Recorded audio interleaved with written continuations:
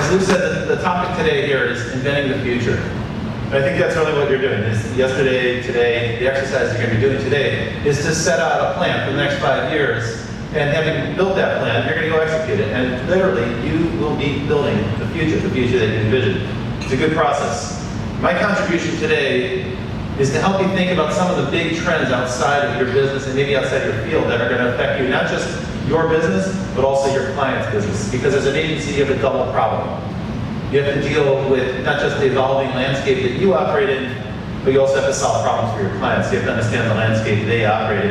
And I decided that the single biggest thing I can talk to you about is information. Information technologies are in the process of reshaping all media. You know that. And over the next 5 years, they're going to continue that process. So we're already in the second process of disrupting the music business as streaming starts to make downloading obsolete. And television is in the very early stages of being transformed as well. So we have this transition happening in media. But information technologies are actually going to change much more than the media business. And this is my most important piece for you, so I'm putting it right up front today. Here's what we need to know. You've got several different disciplines that are going to be changed by the information industries. Geo is geographic location, and as an events-based business, this is super important. I'll have a bit to say about that in a moment. But for your client companies, they're also going to be affected by the information technologies that are beginning to pervade their field. For instance, anybody who's in the pharma or food business or medical healthcare, well, biotechnology is an information business. Biology is becoming an information science, a computer science. The same thing is true with robotics and manufacturing and automation of all sorts, including the algorithms now that are doing a lot of the businesses. So automation and robotics is another field that will be driven increasingly by information technologies. And then finally, outside of the time frame, outside of the 5-year time frame, you'll also start to see material science change. Material science is going to evolve into an information science as well, because we'll be able to literally program matter at the level of the molecule. It sounds crazy, but that's what nanotech is really about. I don't think we're going to really see dramatic results there in the marketplace until 2025, so that's a little bit further outside of our time frame. But this is really the key takeaways. Info is going to reshape geo, bio, robo, and nano. Today I want to give you a new narrative about information. We think we know all about the information business. The way I want to describe it to you, the takeaway I want you to have today is very simple. We're in the process of turning information into new physical things. And then kind of a neat symmetry there, we're also turning physical things into information. So it's sort of a Zen-like statement. What do I mean? Let's take a look at, let's unpack it a little bit. Let's take it one step at a time. So first, turning information into physical things. The way I would describe that is reprogramming the world. So right now, you can use computers to redesign the world.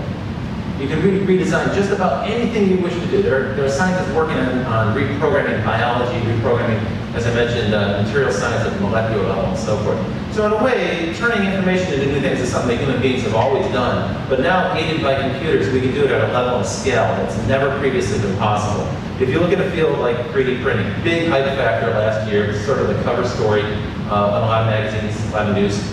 The hype factor around it is this principle that we're kind of going through a shift there, a bit like desktop publishing in the early 1980s to mid-1980s.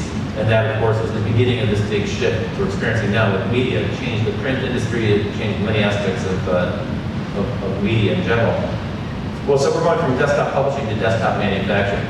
And the big threshold we crossed in 2013 is that the price of a desktop additive manufacturing device, a 3D printer, dropped below $2,000 for the first time, putting it in range of consumers. And of course, by mid-2014, the price has dropped considerably below that. So for a few $100s, you can get a 3D printer. How many people have actually used the 3D printer? We hear about it a lot. How many people? Okay, so quite a few folks have. I'd say about 5 people in the room look at they haven't used it. It's kind of slow, right? You've used it, they're kind of clunky, they're finicky, you have to clean them, so it's a hobbyist phenomenon. It's hardly a mainstream thing right now. And the kinds of things that you can make are a little clunky. Some people say, well, we'll use it to print out parts to repair, a dishwasher. That's not a very compelling use case to me. So I was kind of like wondering, what might you do with it? If you look at what people are doing with it, they're making 3D objects, not just out of plastic. This is metal. You can also print ceramic. They're making objects that you couldn't manufacture in any other way. That's what additive manufacturing is most of our manufacturing process is subtractive, where you're removing material, you're cutting away raw material. With 3D printing, you're adding a new layer, so it's extremely efficient. And you can make shapes that couldn't be milled or cut in a traditional way. But you know, the way you look at it, you say, well, what's the point? I mean, I get it, fashion runway, it's kind of cool, it's a sensationalistic thing, but is there any real practical application? And so if you've been looking at it from a consumer angle, you might be scratching your head. Of course, on the industry side, they've been using 3D printers, additive manufacturing, for decades to do prototyping. These big, huge industrial scale machines that cost hundreds of thousands of dollars have been in use for at least 3 decades. Today, they're moving into not just prototyping, but manufacturing. This engine, which was designed in conjunction with Boeing, has a fuel injection part that can only be made with a 3D printer. So we're starting to see novel applications, things that couldn't otherwise be made. They're designed on computers, so they're done with information science, and then they're 3D printed in a shape that could otherwise never exist in the real world. Where it's most exciting, though, is in the field of biotechnology. This is a human jaw. This is an anatomically precise human jaw that was made based on a model, a 3D model of someone's face, probably someone who needed facial reconstruction, and then they added teeth to it. And so that person now can have their face restored, and it'll look just the way it looked before they had that accident. Earlier this year, in March, we saw the most important 3D bone transplant, or bone replacement, which was a skull. So a woman had her skull replaced, she had an accident, and they had to replace that skull bone. They were able to make a part that fit exactly to her head. So you start looking at this and go, wow, this is actually kind of cool. We're making parts, like new parts for human beings. And the US military is always behind new technology. They foster new technology. In this case, they're trying to find a way to rescue soldiers who've gotten terrible burns from bombs and from warfare. So they're testing the concept of printing skin, replacement skin. And the way it would work is you would take a sample of skin, you would grow it in a cultured environment, and then the printer, instead of laying down a layer of plastic or a layer of ceramic, would lay down layers of human skin tissue. I know it sounds crazy, but they're making like kind of a custom replacement part for human being. It sounds like a crazy idea. That's a thing that's happening right now. This ugly looking thing is a human liver. It's anatomically correct except for one part. It's missing the vascular part, the veins. The liver is a very difficult organ to try to replicate because there's a lot of veins that go through it. And so a team in Japan, this is a Japanese research group that developed this. So this is liver tissue that was printed on a 3D printer about a year ago, but it wasn't a functioning liver. And at the time, they projected that it would take about 10 years to come up with the vascular part. But as Lou knows, just in July, when I spoke to the IPG group in July, the group had figured out a way, another research group had figured out a way to pre-print the vascular part as a kind of scaffold, and then you would add in the liver cells around that, and thereby you could actually create a replacement liver for someone. So we're starting to 3D print replacement parts for humans. They project by 2020, you'll be able to get a heart. Apparently it's not that hard to build a heart. I know this sounds crazy, but I've talked to scientists who say, like, yeah, that's going to happen. By 2020, we'll have the ability to print out a replacement part. There's already a group in China that says that they are printing body parts. This is Time Magazine. I can't verify this, but it's kind of amazing if that's true. They're already having human body parts in the marketplace. Another research group has figured out how to 3D print stem cells. And as you know, stem cells are kind of like the building block for all kinds of biotech and bioscience right now. So that's a really important advance, because that'll give us the ability to move faster in those fields. Another example of that process of creating new things from scratch is robotics. You're hearing a lot about robotics right now. If you have automotive clients, you know that this is what their plants look like, the body plant. There are no human beings in those plants. Literally, the plant now, at least the way they make the chassis of the car, it's sort of like a giant machine. You put parts in one end and out comes a car. On the other end, there's really no humans involved in the process. In fact, they have these walls around them because the human beings would actually get hurt. The robots could hurt them if they were to walk past the robots, because the big robotic arms are moving, they can't tell humans are there. So in the field of automotive, robotics has been a factor for 20 years, and now pretty much every auto plant in the world is robotic for the body. For the finishing work, for the interior, that's still done by human beings.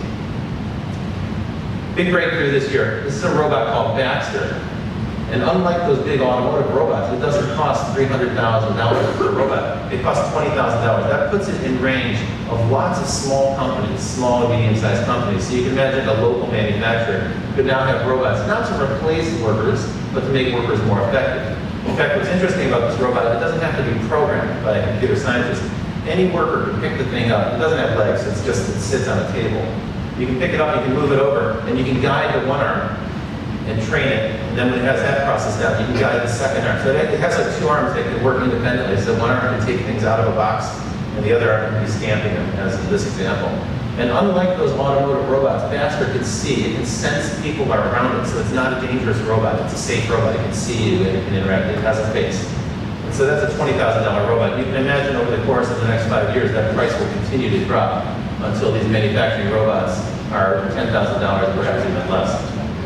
You've also heard about the robot cars, the autonomous vehicles from Google. These are now street legal in 3 US states, not for consumers, but for testing purposes. They've driven more than 500,000 miles with this robot fleet.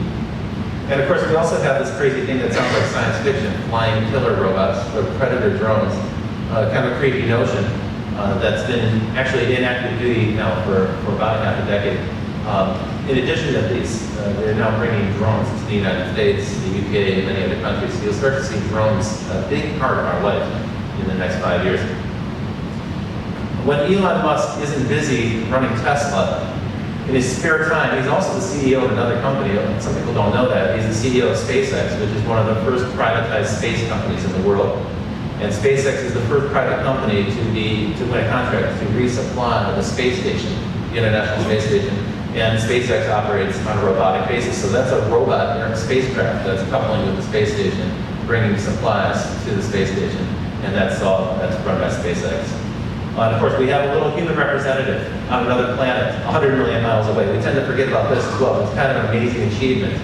We built a little version of ourselves, a little representative of human consciousness that we sent on our spaceship, and it's roaming around doing science experiments, testing soil, taking photographs, and other scientific duty on another planet, another part of the world. So we're making amazing advances in robotics. Sometimes this stuff all sounds really theoretical, and what I wanted to show you right now is that it's becoming concrete reality right now. This is not 5 years out. This is a robot called Cheetah. It was developed by Boston Dynamics, a firm in Boston, of course. It's the fastest robot in the world. And as you can see here in this laboratory example, it can get up to 26 miles an hour. That's faster than Usain Bolt. So this is a robot that can run faster than the fastest human. Of course, Usain Bolt can only run that distance for about 100 yards. This thing can run that rate all day long. Now I know what you're thinking. You're saying, well, yeah, sure, Rob, but this is in a lab under laboratory conditions. There's a big metal arm holding the thing in place. There's all those wires connected to it. Surely that will never be out in the real world. Okay. That's why I brought this other video. So they came out with Wildcat earlier this year. Wildcat is the first version of Cheetah to run in the real world. And this is a video of a test run that they did. So here it comes to life. And when it gets up, it's sort of cute, right? You look at it and go, oh, look how cute. The robot can walk and start out prancing around in this kind of adorable way. That's just the warm-up.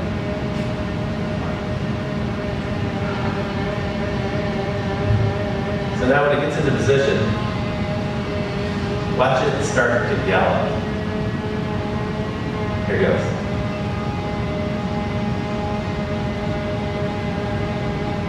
And right about now, you should be imagining this thing running after you.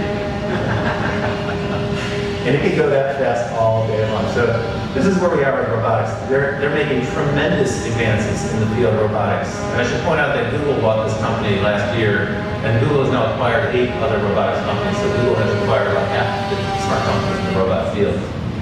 So the U.S. military is keenly interested in robotics because they feel like they can keep American soldiers out of harm's way. But they're not the only ones who are considering replacing human workers with robots, with automation. In fact, this is a gigantic trend. There's a big debate happening in the tech world right now about this because there's already robot bartenders. This is a bartender in Berlin. You can order a drink from this robot. They've announced the U.S. restaurant chain will be fully robotic, so you can go order a custom hamburger and actually grind the meat, especially for your taste, to exactly cook it up exactly the way you like. It apparently tastes great. That's coming. You've already seen those robots at McDonald's. If you've been to Europe and now in the US, they just hired 7,000 robots, attendees for McDonald's in the US. And of course, yeah, if you have robots, well then we're going to have robot pole dancers for sure, trade shows and so forth. The big fear is that automation and robotics are going to displace an awful lot of workers.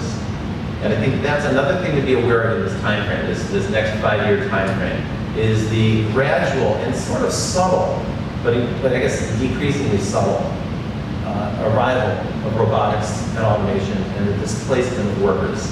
So, as you know, technology tends to advance in an exponential way. These information sciences advance very quickly, so they double and double and double at a pretty regular rate, just about every 2 years. The robots, just like computers, get smarter and more capable every couple of years. Humans don't get smarter that fast. We are, amazingly, human IQ is going up. As they measure it, it is going up. But we don't get smarter as fast as robots and automation gets smarter. So the concern is that robots may be destroying jobs much faster than we can find and create new jobs for those people who've been displaced. That's going to be a growing fear. And it's happening in many different fields. The Gartner Research Group estimates that by 2020, 1/3 of the jobs that we have will be replaced by automation or robotics. A research group in the UK did a paper last year that created a lot of waves because they analyzed a lot of jobs. They said 47% of the jobs that currently exist could be potentially replaced by robotics. That certainly got a lot of people's attention, 47%. There is no industrialized country on earth that's ready for displacement at that level. We don't have social systems in place for that many unemployed people to hit the market at once. And as you'll notice, like for instance with McDonald's, as they roll out those robot, the self-service stamps where you can order, or if you've noticed in Home Depot and some grocery stores, where they have the self-service checkout, which is kind of automated checkout that replaces the checkout teller, the checkout clerk. If you notice, as soon as one chain introduces it, it's just a matter of months before all their competitors do it as well. So that particular job category won't just be destroyed at one company at a time. It'll be destroyed across the entire sector. And all of those workers, they can't just switch to another company. No one will hire that skill because they'll be buying a robot for it. So this is actually a societal problem that we need to contend with. And in case you think your job is safe, there was a little earthquake in LA not too long ago, and the first story that hit the wire came from the LA Times.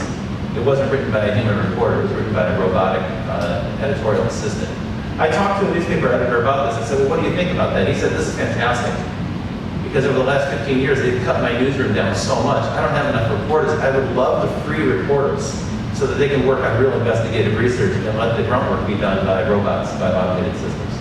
So it's kind of an interesting shift that way. It's about efficiency and productivity. The big question is, will the workers who are displaced find other things to do, or will we have to grapple with massive unemployment? Anyway, those are a couple snapshots of how we're reprogramming the world. So we're taking computer science and we're creating brand new things. And so the examples I just gave you are additive manufacturing for organ replacement, robotics. There's also some amazing things happening that you almost say are like cyborg, where they're creating brand new prosthetics for people. So it's like a robotic arm or a robotic leg for someone who's missing a limb. So think Oscar Pistorius on steroids. That's the kind of a vision of the future. I mean, well, it's not too far off. There are a couple things I can't talk about today because I don't have the time I'd love to tell you about. They lie a little further out in the future. Synthetic biology and genomic science, where scientists are actually programming new DNA on computers. They write new DNA sequences that are then synthesized and inserted into bacteria or into algae, which can then reproduce. So they're literally writing new life on a computer and then creating the new life forms. And material science and nanotech, where we're programming at the molecular level. So this is what I mean when I say that we're taking information and creating things that never previously existed in nature. It's quite an extraordinary time. That's one trend to keep an eye on. But there's a second trend that's even more important, it's the other half, which is turning physical things into information. Now that seems like a really weird statement. What do I mean by that? Well, it's dematerialization, the replacement of physical stuff with information products. This is a field that you really need to keep an eye on. This is going to affect your business, I think, in a big way. I know a bit about this because in 2000, I left my job at Sony Pictures. I was the head of digital media there, and I loved it. It was a great job. But I heard about a company in San Diego that was doing something so cool, I had to go join them. It was Packet Video. Nobody heard of the company. It's a brand new startup. And they figured out how to put video on a cell phone. Now, you have to go all the way back in your imagination to 2000 and think about that black and white phone that you could barely use to make a reliable phone call. So that was what a mobile phone was like. It took a lot of imagination to think about putting a video on that phone. A lot of people thought I was crazy. My friends in the TV industry said, "You're nuts. Why would you go do that? You know about television. TV TV belongs on a TV set, music belongs on a stereo. And I had this vision that maybe someday you'd have smart devices that could play everything. But we're in that world today. At the time, I was always challenged to explain what's the use case for video on a phone? Who needs this? Why do we want it? Today, that question is self-evident. The answer to that question is self-evident. We use it to chat. Last night I did 4 FaceTime chats before I went to bed, just to touch base with people. We use it to record family moments for those who aren't there. If you go to any live event, a sports event, a music concert, this is at the Hollywood Bowl just a few weeks ago, you're going to see not just a few people, everybody is using their smartphone to record video. The same thing is true at trade shows. You see people whip out their cameras and there's some kind of streaming video back, from a conference talk or some display that they see at the show for their colleagues who can't join them. Last year, the word of the year was selfie. I think in the future, the word of the year might be droney. This is a droney. The idea is you get a drone, you attach a smartphone or something like a GoPro camera or one of those Sony cameras to it, and you control the drone. So it starts out by taking a picture of you, and then it gradually pulls back to show where you are, and then it can fly up and show that you're in this really cool, beautiful spot. So it's like a video portrait that people are doing of themselves. We're starting to see these posted more and more frequently. There's also a whole generation of really cool video drones now for sports. You've probably seen those as well. You put a transponder on, and the drone will follow you to civilians. You also vaporize the television set. So my iPhone has as much resolution as my TV. And I will tell you that 10 years ago, people thought it was crazy to imagine anyone watching a long-form video program on their phone. But today, that's actually quite a common behavior. And so in a way, we're making it unnecessary for people to own television sets because we vaporize and we turn video television into pure software that can be downloaded to any smart device. So I believe that the TV business is in the process of being vaporized. My TV clients don't like to hear it when I say this very much. They find it kind of a threatening concept, but I say, look, wake up. Netflix already has 50 million subscribers. Netflix is a facilities-free broadcaster. They do video distribution, but it's all in the cloud. They're using Amazon's cloud to deliver that service. They don't have infrastructure. They don't have broadcast stations. They don't own spectrum. They don't have to buy bandwidth. Anybody can be a broadcaster today. That's available to anyone. So in fact, it's not even these new digital distributors to pay attention to. What's way more profoundly important for TV companies is the incredible diversity of new types of video that are emerging on mobile phones. And this is always what happens with digital reinvention. Once you digitize a business or vaporize a business, what happens is that new companies come in and they say, I've got a brand new idea. Now that we don't need to have broadcast facilities and satellite uplinks and satellites in the sky and downlinks and antennas and all that physical gear, once we've gotten rid of that, now we can reinvent it and say, what else can you do with video? So there are literally thousands of ways to use video on a smartphone that just 5 or 6 years ago were unthinkable. They were unimaginable to people. That's what happens when you vaporize something. Huge amounts of creativity come in, new companies come in with a new idea, and they challenge. What these companies are teaching us is that video is something that's disposable. Video isn't something that's very expensive and scarce, the way the movie studios and TV companies want you to think about it. So they're causing the consumer to adopt a completely new attitude towards video. That's kind of an amazing experience. That's a kind of amazing shift that's happening. And for your colleagues that deal with media, this is going to be a profound challenge for them in the future. How many folks know who PewDiePie is? Raise your hand if you know PewDiePie. Okay, so 2 people. You guys need to check this out. So PewDiePie is the most popular single person on YouTube. He has 31 million subscribers. In a given week, he gets 50 million views. Contrast that to the sports events that he have. Consider, this is a single guy who records a video show from his apartment in London, and he gets 50 million views a week. It's crazy. He's not the only one. There are literally hundreds of people on YouTube that are making 6-figure incomes as YouTube stars, and then below that, there's a lot more people who don't have quite the same reach. So you've got a giant pyramid effect happening there. When I talk to television companies, they're almost blind to this. I mean, they see it, but they don't think it's television, so they don't consider it competition. And I tell them they're wrong. This stuff is absolutely competing for the scarce resource, which is audience attention, audience time. And these guys are doing a great job. If you look at the under 30 crowd, they're doing a great job of stealing attention away from traditional media. So that's the effects of what I'm talking about when I say vaporized. It's a funny word, vaporized, right? When I say they think of a ray gun in a science fiction movie, where you would point like a ray gun at something and you blast it and it would disintegrate and be gone in a puff of smoke. And that's true, that's how I think of it today, but you don't need a ray gun to do that effect. All you need is a smartphone. We're vaporizing all kinds of things. We're turning physical things into software that can be downloaded instantly to a phone. Books have been vaporized. On Amazon.com right now, digital books outsell hardbacks and paperbacks combined. Music has been vaporized twice, really. First is digital downloads, now it's streaming services that are starting to supplant those download businesses. Games. Big traditional games companies like Electronic Arts are reeling. They're scrambling to try to figure out how to deal with mobile games. It's a field that they're not really that successful in. They're a player, they're a contender, but they're getting their butts kicked by a bunch of Finnish and Swedish companies nobody's ever heard of. Maps. There used to be a time when you would buy an app, right? When you travel, you get a map from a hotel or if you're driving. Who does that anymore? We don't. And this is another aspect of Vaporize that's really important. When you replace a physical thing with software that can be instantly updated, you can actually make a better experience. So the new mobile app services are phenomenal because they give you video, they give you photos, they show you points of interest, they can update in real time, they can help you orient yourself, tell you where you are on the map, and so forth. A lot of things that old Falk map or the Grand McNally map never could do. My feeling is that whatever could be expressed as pure digital information will be turned into information. You might choose to do that, or your clients might choose to do that, or they might not. They might say, no, that's not us. We deal with physical goods. We deal with retail. We sell products. Okay, all they're doing is opening up an opportunity for somebody else to come along and steal their information asset and put that up on the internet. Effectively, that's really what's been going on with the media business for the last 10 years. If a traditional company says, I'm going to keep my stuff out of that environment, all they're doing is leaving that space open for someone else to come in, take that physical product and turn it into an information service. That's disruption. It isn't just media that's being vaporized. We're also vaporizing hardware. I know this sounds crazy, but bear with me for a second. So back in 2002, 2003, this was a smartphone. This BlackBerry Ring Pager was a smartphone. It was a smartphone because it comprised 4 different things in one. So it combined your date book and your contacts and your email and your pager together with a phone. And that was actually incredibly valuable at that time. People loved it. People who used BlackBerrys were hooked on it. They called them crackberries. So that was like the original precursor to the smartphone. In just a 10-year span, your typical off-the-shelf smartphone now has about 25 consumer electronics products built into it. And you get them for free. You don't pay extra. They're built in. Video camera, photo camera, DVD player, video playback, the GPS unit, the thing that helps you navigate, a music player, an MP3 player. All of that stuff has been collapsed down and turned into software that's available for free. And if perchance there's something that you don't have on your phone built in, well then you can go download it with just a touch of a button. So Apple just announced that they're doing a worldwide developer conference. They have 1.3 million apps available for the iPhone, 1.3 million.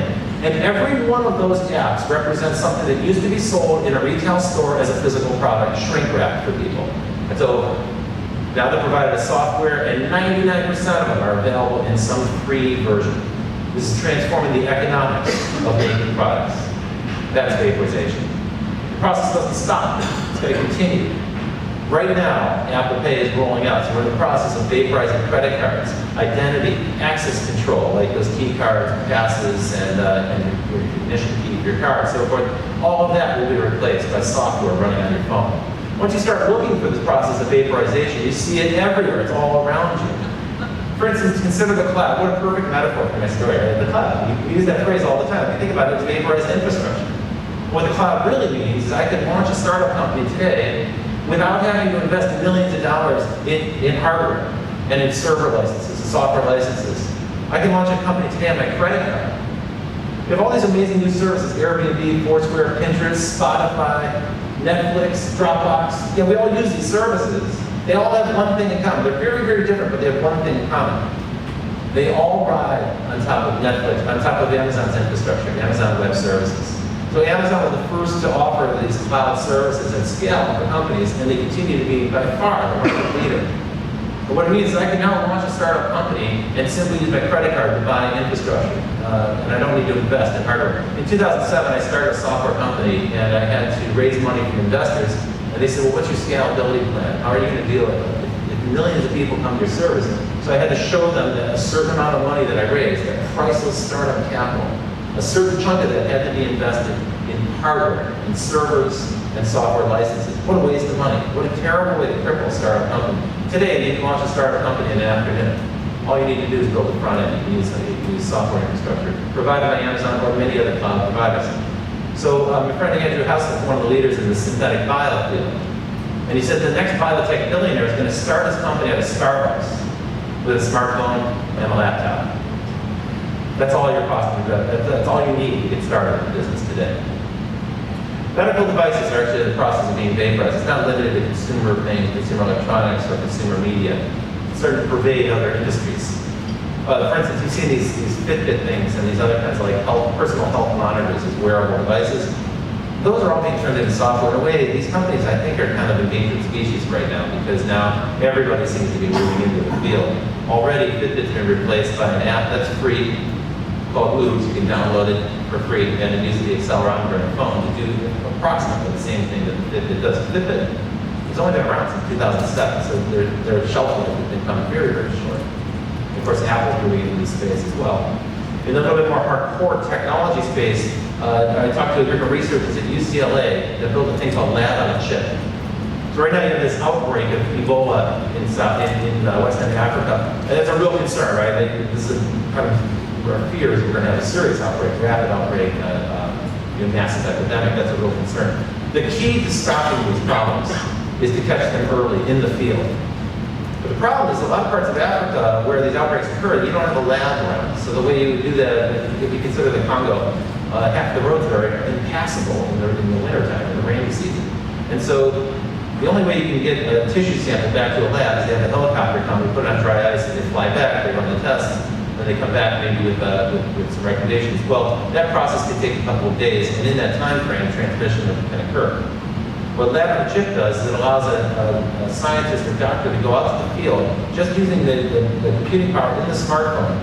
They stick this thing, it looks like a smart chip, a smart card into it, and they can take a tissue sample, like a cheek swab, rub it across there, and do the analysis, perform the analysis right on the smartphone, using that as kind of a mobile lab. What this means is that they're going to get the diagnosis faster, they can quarantine faster, outbreaks will be stopped, lives will be saved. So they're vaporizing the medical laboratory. And believe it or not, there's a thing called organ on a chip. This sounds really weird, but it's kind of a cool idea for biotech. So there's a lot of people who are against animal testing for lots of ethical reasons. Well, that's great, but if you're developing new drugs, how else can you test them? You can't test them on humans. That would be ethically way worse than testing on animals. So what else can you do? Well, one thing you can do is you can culture human tissue. Let's say you're testing a drug that might have an effect on the liver. You can actually take that person's liver tissue, grow a little sample, and then put it on a chip, and they can actually test that drug interaction right there on that organ sample, on that tissue sample. So they'll see exactly how it performs on your liver. This is one step towards personalized medicine, and this is happening today. One of my clients is Ford. I went to visit them. I had some good conversations with a couple of other automakers, BMW and Porsche, and I had this lively debate with them about the automobile. We passed peak car ownership in the United States in 2008.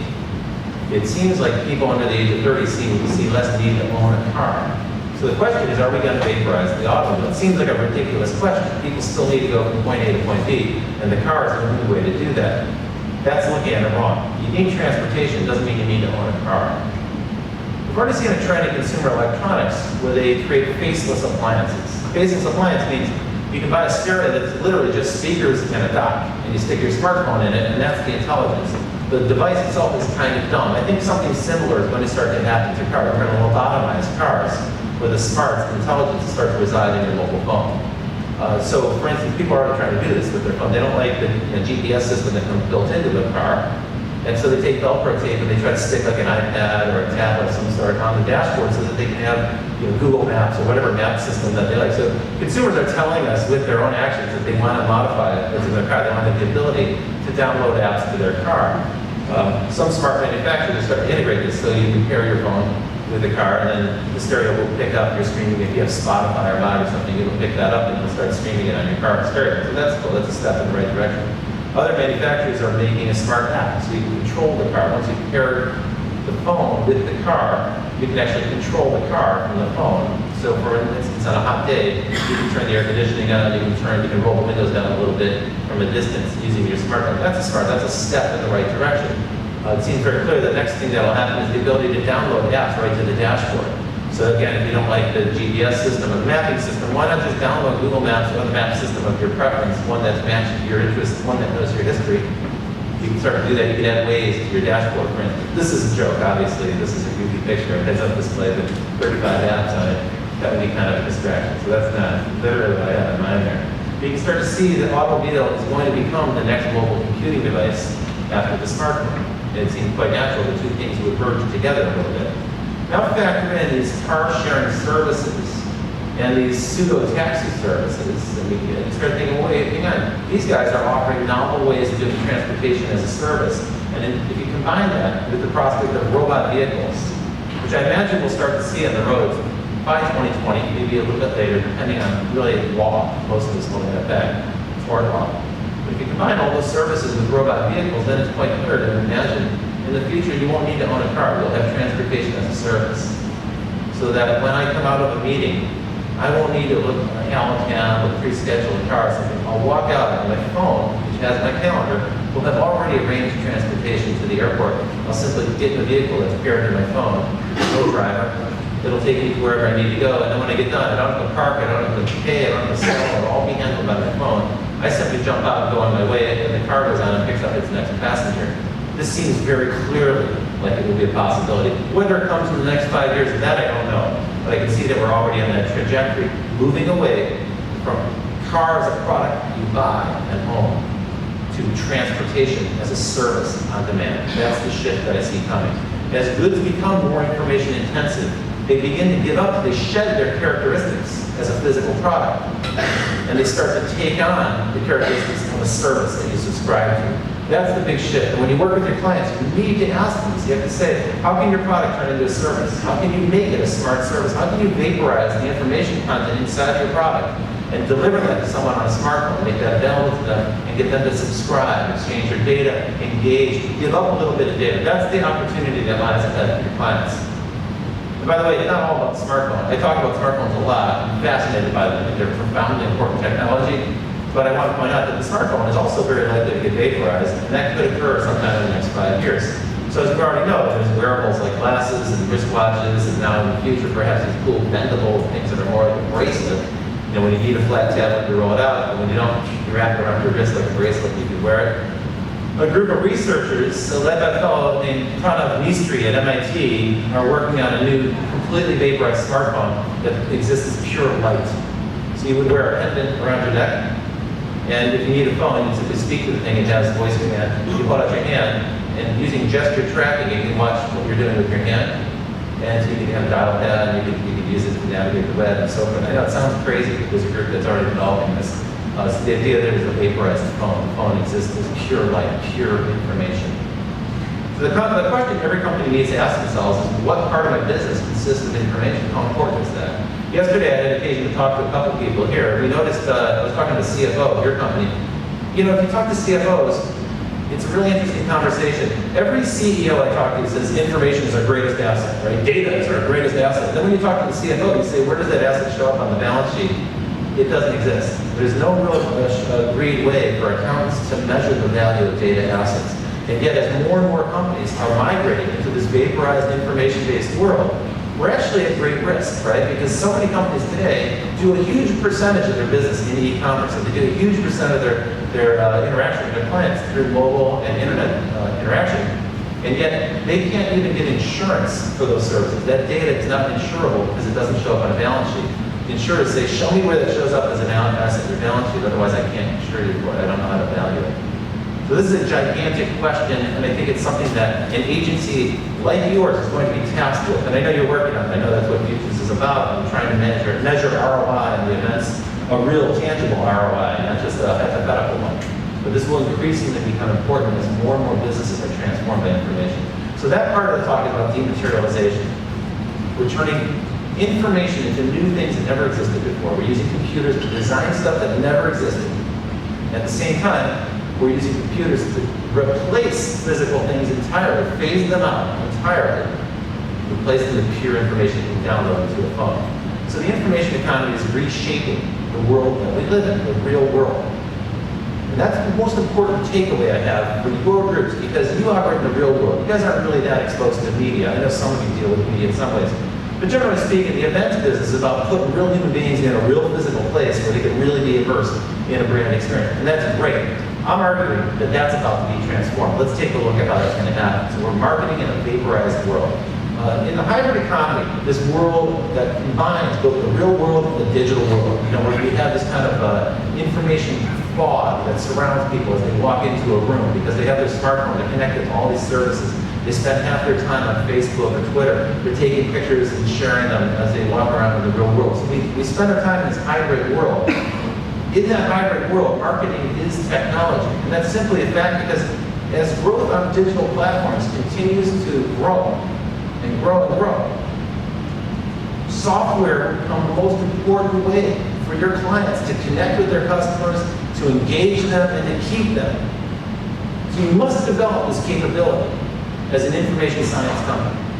I know you think it's important. What I'm trying to tell you is it's way more important in the next 5 years than anyone in this room really realizes, except perhaps the Futures Group, because that's what you guys do for a living.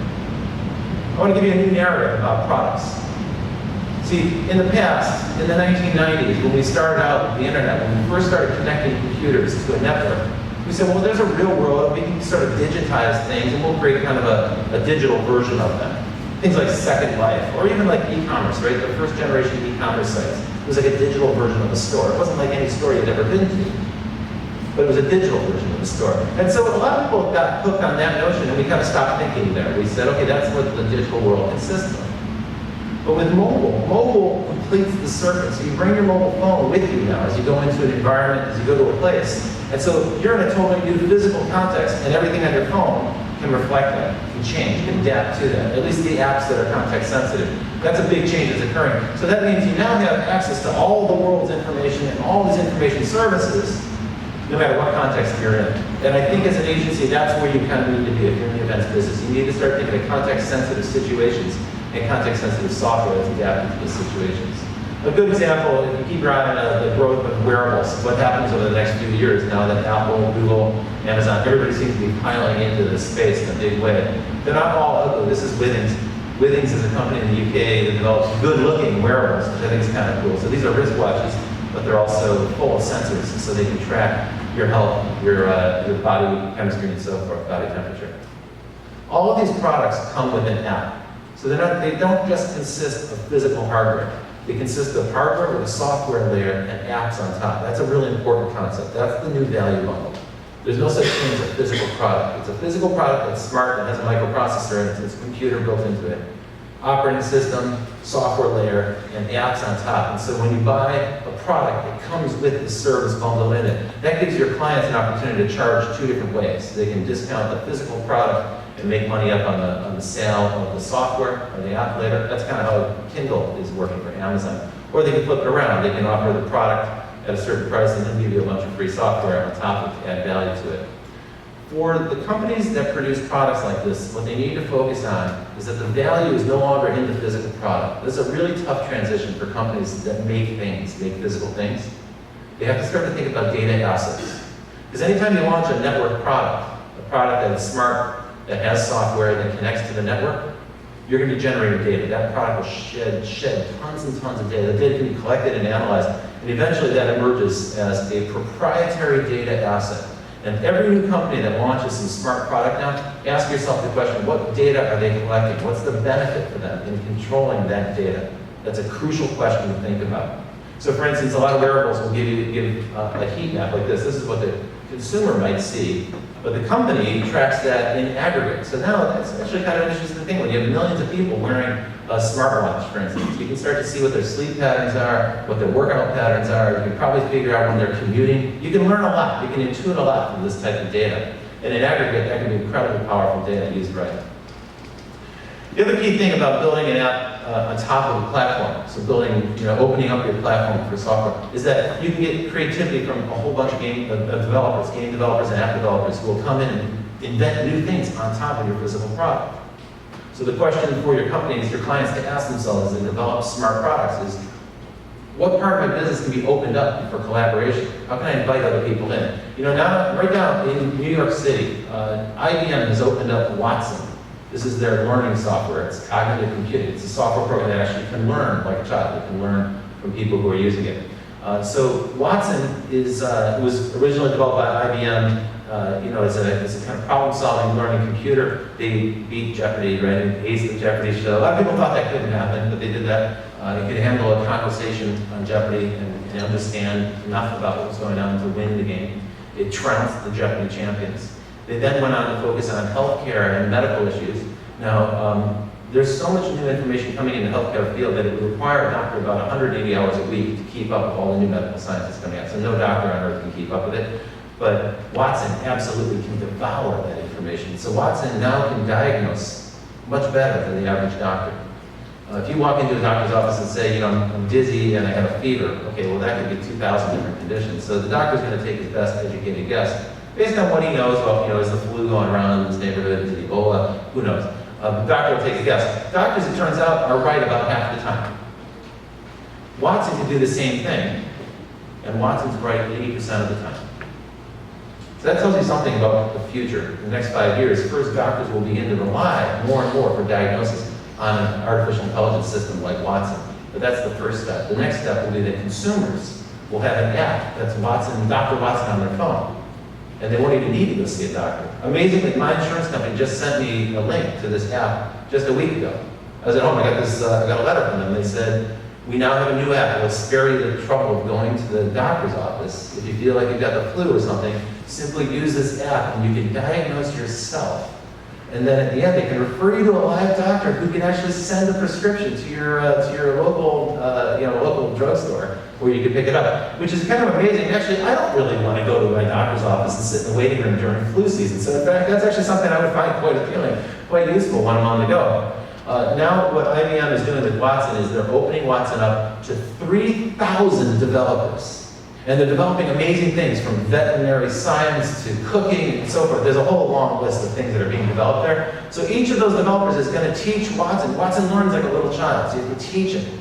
You have to teach a whole body of information. But 3,000 developers are going to teach Watson something new. So what they've done, IBM, I think, is brilliant. By opening up their software platform to developers, they're going to grow their proprietary data asset massively, much more than they could ever do it themselves. Because each developer now is going to use their creativity, their ingenuity, and their specific domain knowledge to make Watson, in aggregate, much smarter. So that's the strategy about opening up your platform for collaboration. So the future product, I think, consists of a physical device, maybe like a wrist thing, a wearable thing like these, and an app, some kind of app, a software layer that connects them, and then proprietary data that's gleaned and harvested, presented back to the consumer as something useful, but in aggregate controlled by that company as a proprietary data asset. Great marketing experiences in this hybrid world happen at that intersection between the real world and virtual world. There's a lot of confusion there. I don't know if you guys had this experience. Last night I went to the hotel room after dinner, and it was really hot. I don't know what was going on, but the heat was on, and it was already kind of a warm evening. The room was like stiflingly hot, it was like 80 degrees. And so I went to the wall and I wanted to turn the thermometer down. And it's just the most confusing system in that hotel in the world. You can't actually figure it out. So then I got lost. I called the front desk. I said, can you help me figure out how to turn down the heat here? I'd like to put the AC on because it was blazing hot. And they said, oh, there's a tablet. There's an iPad over on the counter. Go use the tablet and launch the app. I'm like, you gotta be kidding me. So I walk over, I go to the tablet, I launch the app, but actually the app had crashed, and that was the problem. The previous person in the room had done something to it, I don't know what happened, but they left the heat on. So I had to reboot the iPad and relaunch the app just to control the room. So there's a great deal of confusion that happens in this world where we're merging these smart devices with the real world around us. And I think that's an opportunity for marketing. That's an opportunity to build trust. That's an opportunity for an astute marketer to guide people through that transition, to teach them, give them training wheels, help them learn how to use it. There are a lot of challenges for you here. You'll have to master big data, you know that, right? That's a giant one. Every agency I talk to is gleaning tons of data, and their clients have tons of data, they don't know how to use it. That's a gigantic challenge. Multi-screen proliferation, I know you're already on top of that. You have a thing called end screen, so you're already focused on that, great. Native formats, so you have to develop programming interruptions that don't feel like you're taking a 30-second spot, cut it down and stuck it on a phone. That's kind of a rude intrusion for most people. You have to operate with much greater precision. I've heard of some campaigns now where they'll do tens of thousands of versions of the same spot so that they can target people with precision. That's quite an interesting idea. I don't know if that's efficient, but it's a pretty interesting idea. You have to move from static to real time. This is actually a big, gigantic shift that's occurring right now. So even with big data, they have to crunch. So they're now moving from big data. The new phrase they use in the IT industry is extreme data. It's not just big data, it's extreme data. Because they're trying to crunch massive data sets in real time so that people can make intelligent decisions based on trending information. So real time becomes very, very important. You know, in our business, particularly the media business, we tend to move at a stately pace, right? We book a campaign 6 months in advance. That doesn't happen on the internet. The internet's all moving towards real time. So as digital starts to pervade the real world, we'll also be moving in that real time pace. And finally, location is the new cookie. That's a new way to track people. And that's another piece of proprietary data that you'll need to master. But I think there's one more point, probably the most crucial point of all, rebuilding trust. Rebuilding trust, because it turns out consumers are starting to get smart about the ways they're being tracked, and they don't like it very much. They're really uncomfortable. Those NSA revelations made by Edward Snowden a year ago have really started to sink in. I find this as I travel around the world, outside the United States, it's a much bigger issue. People are much more concerned about it there. We're pretty relaxed about our personal data in the United States. I guess we don't mind being marketed to, or maybe we're very complacent, I think, maybe. But if you go to places like Germany, or if you go to Brazil, they're not complacent at all. They're up in arms about this. So we've lost a lot of trust. I think that's going to jeopardize what could be the biggest opportunity in the world. What I'm talking about is the Internet of Things. Have you heard of it? You've heard the term, right? It's a buzzword. It's like big data. Companies like Cisco and IBM are talking about the Internet of Things. What is the Internet of Things? Well, it's where you take a little bit of computing intelligence and you embed it in every device around you, and those machines start talking to each other. Here I have some data from Business Insider, where they predict that we'll be on track to reach 10 billion intelligent devices in the world, 10 billion by the end of this decade. So that's smart devices that are aware of what's going around, they're aware of you as you come and go, as you interact with them or not. Where we are right now, as you can see, we're at the very beginning. We haven't even hit the knee in the curve where it really starts to grow. Now, I should point out that other researchers estimate we already have 30 billion connected devices. So there's a wide range of estimates and different definitions of what this is. Let me put this in perspective so you see the size of the Internet of Things opportunity. This is a great chart because it compares the growth of different computing platforms, also going up to 2018 on the right side. So we're moving from today, we're here. Again, we're just before the knee of the curve. And as you can see, the bottom is red, that's computers flat. They're not going to grow significantly. Smartphones continue to grow. We're going to add 1 billion new smartphones each year for the next, till the end of this decade. Tablets will continue to grow. But the Internet of Things is that light blue, that sort of turquoise blue color. And as you can see, that's much bigger than the computing market. Because there's a lot more things out there. A lot more things that could be turned into a computerized network device. And then wearables and smart TVs, those are tiny little slivers on top. So the big opportunity is that light blue one, the turquoise one, the Internet of Things. What do I mean by that? Well, what I mean is a pair of glasses will be a computer. A wristwatch will be a computer. Even some tattoo that you put on your arm could be a computer. Or something that's projected on your arm could be a computer. That thermostat in your house, the Nest thermostat, is an intelligent device. It's a computer, it's a network. Same thing with your lighting system. I have programmable lights in my house, programmable LEDs. It's the coolest thing in the world. I can change the color temperature of my house with my iPhone or with my iPad. All those little gizmos that you plug into other devices, those are also going to be network intelligent devices.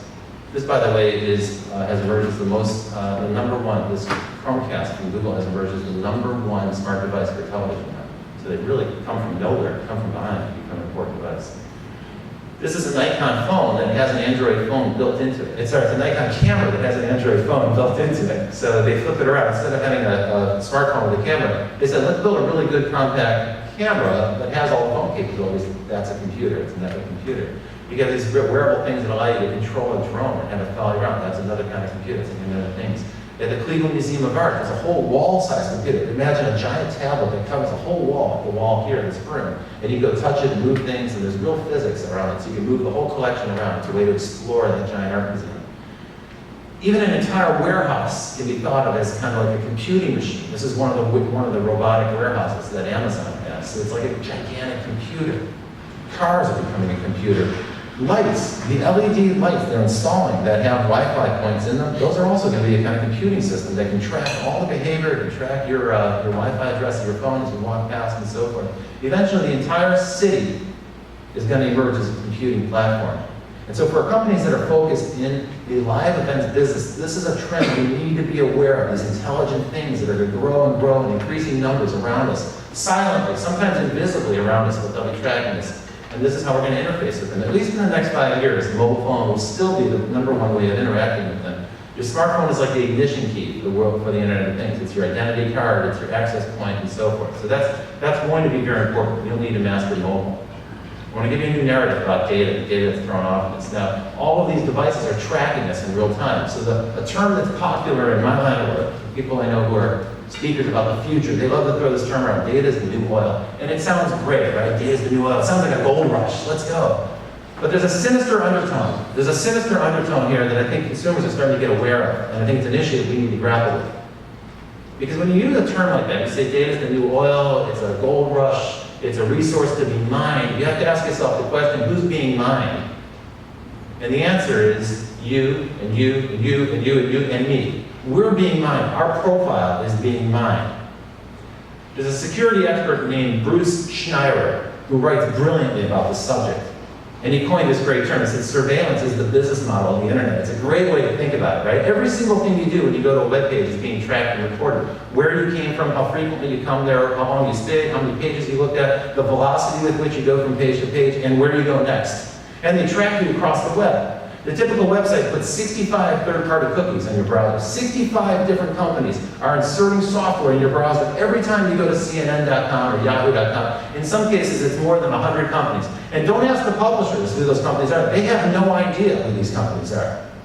Actually, very few people do. It's a murky business, info brokers. These are third-party companies you've never heard of. And they're scraping up as much data as they possibly can. It's not just cookies. They can also track your IP address, they can suck down your web browsing history, they're doing all kinds of stuff. Sometimes they can insert a thing called a super cookie that you can't even delete, they can track you everywhere. And it's some of the companies you know well, like Facebook, they're well known for this kind of behavior. They're tracking you across the web, they're trying to build a total index of all IP-connected devices based on your logins and the different devices that you log in on. So surveillance is the business model of the internet. I think we all understand that at some level. But here's where it gets really creepy. That business model is now extending to the real world with all these smart devices. So get ready for the physical graph. The physical graph. You've heard about the social graph, that's Facebook. The interest graph, that's Twitter. Maybe you've heard about the location graph, right? That's Foursquare, where you track somebody's check-ins, how many times they check in. So the graph there isn't you connected to friends, that's a social network. The location graph is you connected to the places that you visit. It's a network of you and the places you visit. The proximal graph is a new term you probably haven't heard of. That's you and all the devices in your near proximity. But throughout the day, as you go through a world with lots of smart devices, there's going to be kind of ambient, they call it the fog. It's sort of like the flip side of the cloud. Instead of something being out in the cloud, there'll be the fog, which is like a near-level computing data cloud that follows you around as you move from room to room, place to place, and all the little devices that you check in with. So those add up to be the physical graph.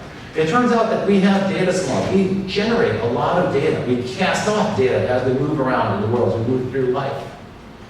Our phone, a little phone in your pocket, is actually kind of a spy. It's tracking everything you can do. This is a matter of some concern for people. I think people need to be more aware of this.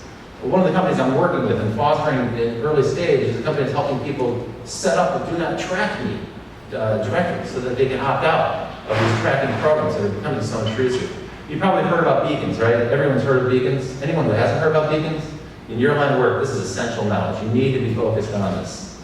The big story this year is going to be microlocation using beacons, proximal networks, and invisible buttons. These allow us to track people indoors as they move in. Now right now, beacons are set up as an opt-in thing, so you would have to opt into a retail program. They'd have to give you some rewards, incentive to sign up for an app. So it's not like they can track you without your permission. But people don't all know that there's a great deal of discomfort. There was a little dust-up in New York City just a couple of weeks ago because someone was installing beacons on all the phone booths. And it was all going to be opt-in, but consumers heard about it. There was a gigantic backlash. There was a story in BuzzFeed that went viral, and so then the city of New York asked that company to turn off those beacons because people felt like it was just a little too much like Big Brother, people being tracked. The benefit for a marketer is it creates a world where everything can be clickable because you can get very, very precise where someone is, and so you can give them a kind of a virtual clickable surface. So think of it as like mapping data to real locations. That's kind of cool. One way to think about it is it turns an entire city into a canvas for games, new kinds of games, alternate reality overlays on a city. That could be an amazing experience for an event company like yours. The space is wide open. There are very few companies, and surprisingly, the big game companies are not in this space. There are a handful of mobile developers that are working in it, but I think you're going to start to see this explode. Beacons are being tested right now by half of the retail chains in the United States. They're testing them for retail promotions, and they're going to go about it in the most unimaginative way. So they'll bribe you to download their app and get some points. There'll be some sort of like virtual loyalty program. And you can imagine how clumsy and unintuitive they'll be. You can also imagine how ham-fisted they'll be getting you too many notifications. People get, they'll be turned off by that, they'll uninstall them. So there's a lot of room for an agency to help them improve that experience, make a creative experience there. It could be a marketer's dream. It could be a marketer's dream as long as you don't screw it up. Don't make the mistake that the NSA made. Don't get us freaked out about our data. You have to really be careful about how you use this data and how transparent your use of it is. Think of companies like Google and Facebook that know so much about it, so very much about it, more than we're aware of. We're kind of dimly aware that they're watching us and following us. We kind of forget about it. Occasionally it comes to our attention and we kind of go, that's creepy. There's that creepy factor. That's a lousy brand association. Today when you go to a supermarket, it's almost like you're going to the snooper market. Because right now, those cameras that you may have seen in many, many retail shops, big box stores, other kinds of places, shopping malls, usually they're inside of a smoked glass filter, but there's a camera. People know those are cameras. This is the view that you get. So what you're seeing here is a top-down view of one of those cameras in a shop. The green line shows the path that a customer took. The purple line shows a customer. So the software can track that person. That purple line shows that person in a box. And as they move around, it tracks them through the store. And so you can start to generate a heat map in a retail outlet. This is exactly what we do with the web analytics on a website. We're now transposing web analytics into the real world so we can see the flow of people as they move through a retail location.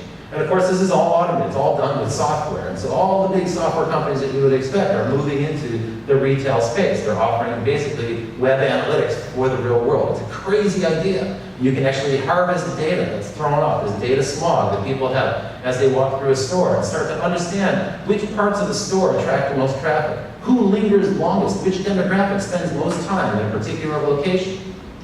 You might have companies A/B testing different locations so that they have the exact same store layout. They can start to test different displays and different configurations and find out which ones correlate to the highest turnover in the store. So they can start to optimize the performance of the store the exact same way you would optimize the performance of a website.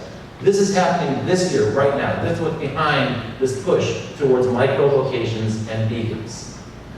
Millions of dollars are going into startup companies, and they don't just track you based on your mobile phone, they're also tracking you based on other factors. They have gait analysis, they can recognize you by the way you walk, they're doing facial recognition. And if this, if the stuff I told you previously wasn't creepy, this is definitely creepy. For the last 4 years, Apple, Google, Facebook have been asking us to tag our friends, identify your friends, help us crunch this big data set of faces. Help us identify those faces. And now they're starting to perfect facial recognition. In China, they just announced that they're going to start to use facial recognition as kind of a secure ID for transactions. In Japan, they're using face recognition at the airport now when you enter the country. So you're going to start to see cameras emerge in stores that watch what we do, they recognize us, and so they'll be able to track you. The idea that you're anonymous in a city is going to be a thing of the past in the next 5 years. This is technology from Emotion. I saw them at the retailer show in New York about 6 or 7 months ago. It was a little weird, so I took a picture of it. You can see that's me. There's my iPhone, and it says I'm having joy. And I thought it was kind of neat, so I smiled. So it said joy. But if you notice over here on their analytics, there's joy. There's a lot of people feeling joy. They also have other emotions like anger, fear, contempt, disgust. It's smart that they're tracking that, because I think as people start to become aware that they're being analyzed in the store, they're going to start to see those numbers chart. They're going to go way up on the charts. It's a real concern. Your challenge as marketers using data and data analytics in the real world, you've got to challenge. You've got to get people sufficiently interested so they care enough to use your app, care enough to interact with you, but don't overuse it. Don't make them paranoid. That's going to be the art of marketing in this real world, this hybrid space. Now, my recommendation for you today is to change the game. Don't just data haul. Don't just do like wholesale data surveillance or data gathering. That's a great way to lose your customer trust. If you want to rebuild trust, you need to combine something you guys are great at. with something that I'm not sure you're doing yet. Specifically, you got to combine passion and purpose. Passion plus purpose. I think this is the formula for success in a world where we can now start to track people as they move around in the world. That's how you get them to opt in and be proud to tell you what they're doing. They want to share it. Of course, we see examples every single day around the world. One way to think about this world where everything can be tracked and everything can be measured is to be paranoid, right? You think about it, you go, God, that's really creepy. It's sort of like Big Brother. It's what Orwell predicted. I don't look at it that way. I think that's a phase that we're moving through. It is definitely true. We're not going back. This surveillance world is a part of our world. We're moving into a world where everything is going to be known. Everything's going to be recorded and documented. It sounds kind of creepy when I put it like that. There's another way to think of it. With all these digital gizmos and all these smart devices, what we're really doing is kind of a Marshall McLuhan idea. We're extending the human sensory apparatus to a global scale so that today I can see what somebody in Africa or Latin America or Asia is seeing, almost as if I'm looking through their eyes. And that's an opportunity for empathy on a global scale. We've never had that as a world before.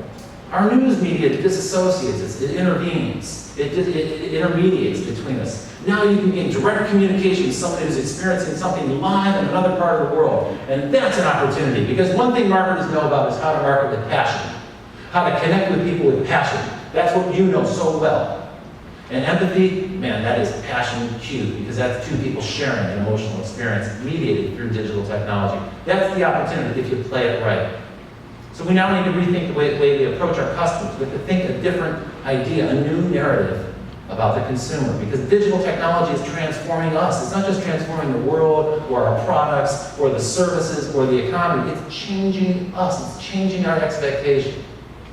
Last night at dinner, we had a lively conversation about how when you teach a little kid, a 5-year-old, how to use a tablet, it's almost magical to see how they then look at things like a television after they use the tablet. They master that in about 15 minutes. Then they go around the house touching every screen, trying to make it respond, and it doesn't respond, and they think everything's broken. Like, it changes us, right? The technology changes our expectation of the world. Technology recasts us. This has always been a part of the human experience. But now we're learning all these new skills that are amplifying our senses. They're extending our senses so that we can start to see things in a different way, we experience things in a totally different way. A quarter of the people on the planet are now on social networks. That means they're experiencing some kind of global empathy. And many people with smartphones, more than 70% of people who own smartphones create media. They're uploading videos and photos, typically to social sharing sites. So the smartphone is transforming us. In the United States, we have about 70% smartphone penetration. It might be a little higher than that. Elsewhere in the world, it's approaching those levels. What we're starting to see is a surge in the amount of video people are sharing. It goes back to my story of packet video and video on a mobile phone. Who's going to use it? What's the use case? What we're starting to see is people uploading enormous amounts of video. YouTube announced last year that 100 hours of video is being uploaded every minute of the day. 100 hours. 4 days of video uploaded in a minute. And that's every minute of the day. Of course, you know, it's a year later, I'm sure that number has gone up significantly. It's not just video. We're sharing enormous amounts of information. We're generating enormous amounts of data and sharing it with each other at a ferocious pace. It's become a kind of built-in expectation, a kind of habit.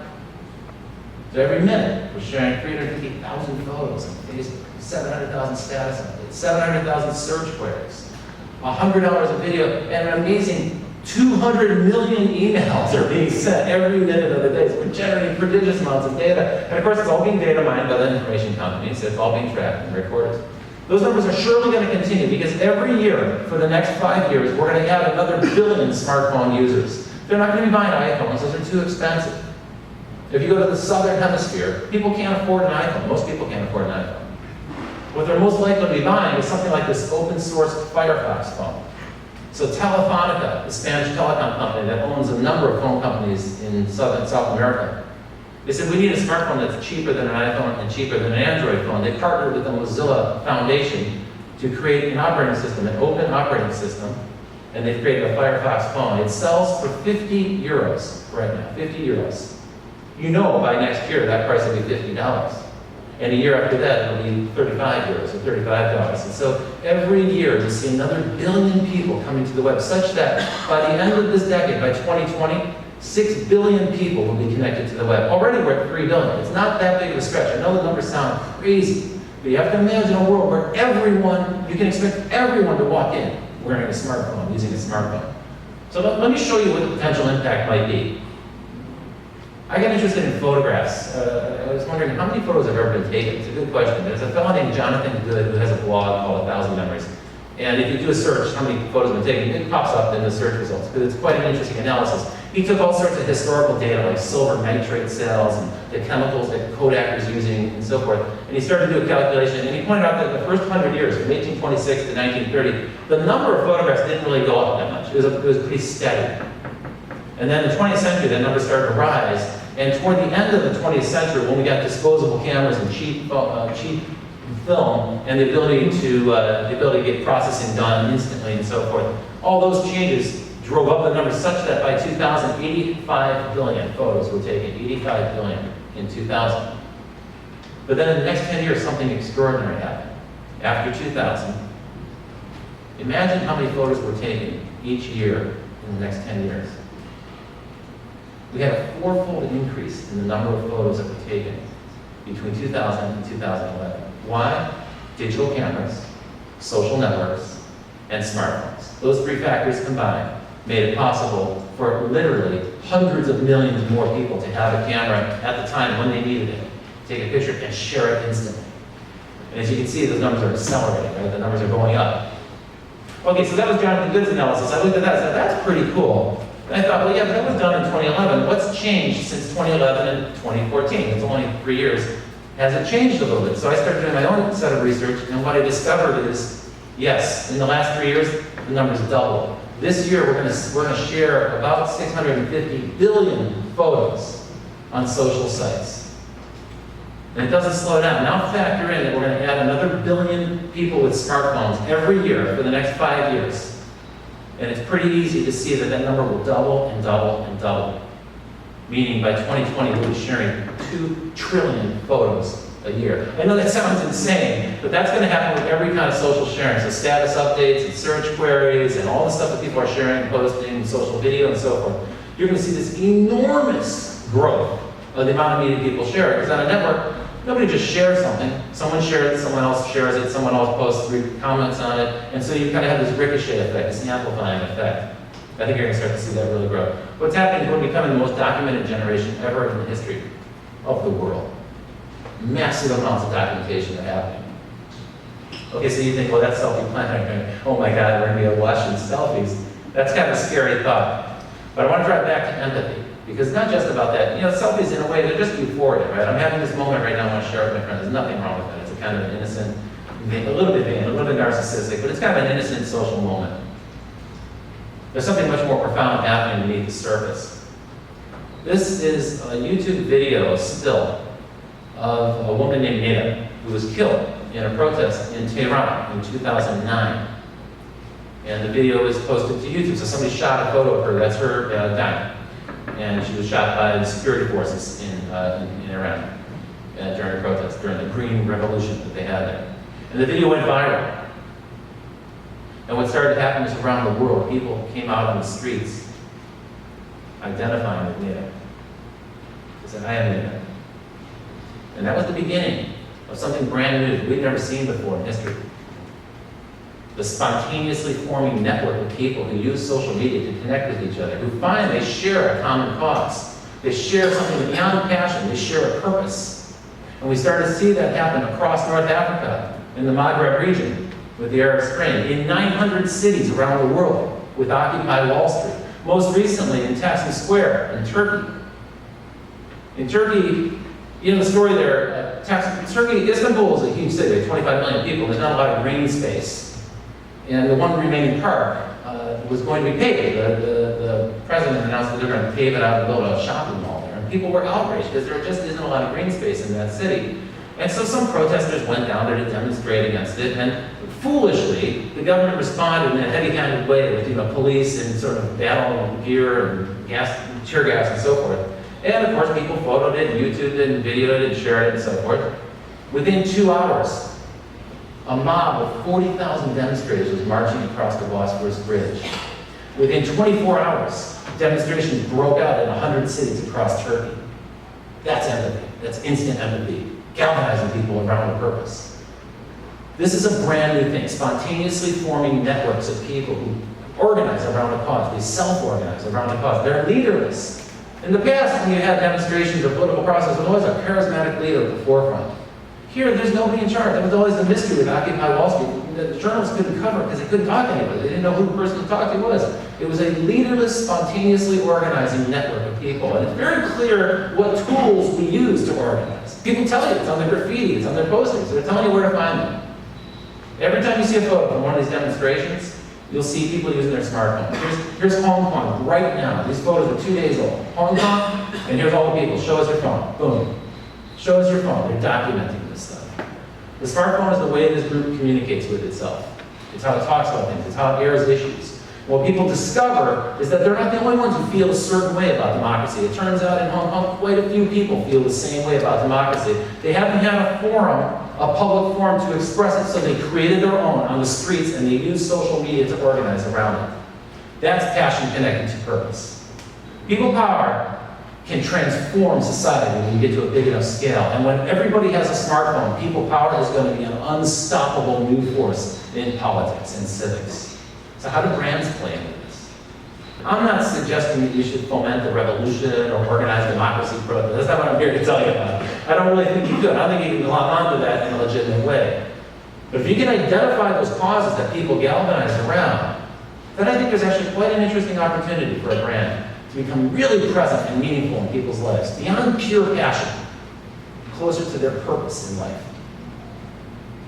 You see, we spend a lot of time talking about brand interaction, right, in digital media. Oh, how much time do they engage? How do we measure the engagement? What's the ROI on the engagement? We have this discussion all the time in digital media.